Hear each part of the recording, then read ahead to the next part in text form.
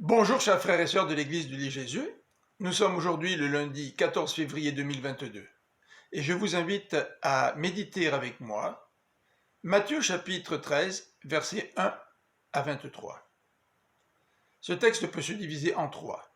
Jésus raconte tout d'abord la parabole du semeur, ensuite il indique pourquoi il parle en parabole et pour terminer, il donne l'explication de la parabole du semeur. Pourquoi Jésus parle-t-il en parabole? Matthieu 13, 10 à 17.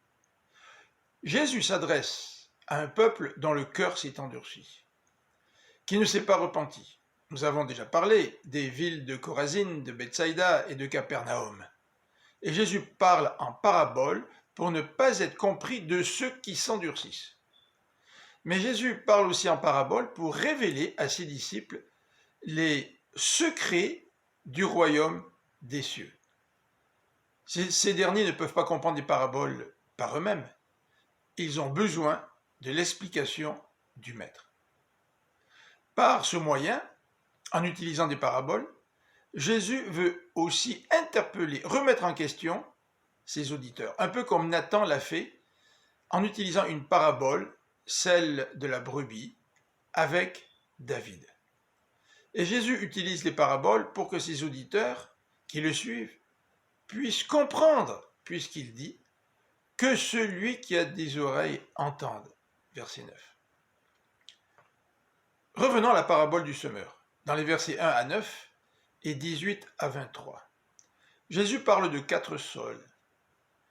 La semence du semeur tombe d'abord au bord du chemin. Les grains n'ont pas le temps de pousser, puisque les oiseaux viennent et les mangent. Ce type de sol représente les auditeurs qui ne comprennent pas le message de Jésus. Ensuite, les grains, la semence, tombent sur le sol rocailleux. Et cette semence pousse rapidement sur une mince couche de terre.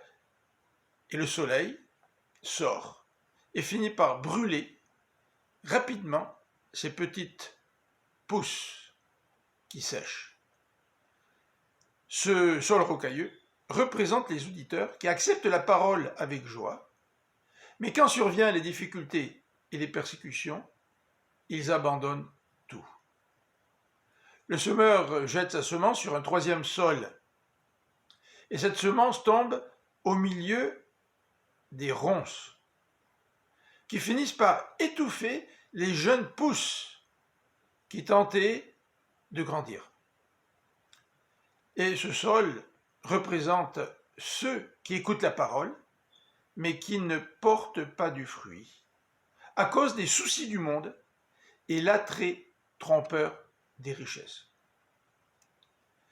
La quatrième terre, c'est la bonne terre.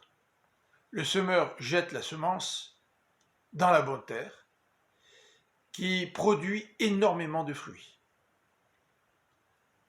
Ce quatrième terrain désigne ceux qui écoutent la parole, la comprennent, la mettent en pratique et portent ainsi beaucoup de fruits. Quel est l'état de notre cœur? À quoi correspond notre cœur? Au bord du chemin? Au sol rocailleux? À la semence qui tombe parmi les ronces? Ou à la semence qui tombe dans la bonne terre? Je vous souhaite une bonne fin de journée, que le Seigneur vous bénisse.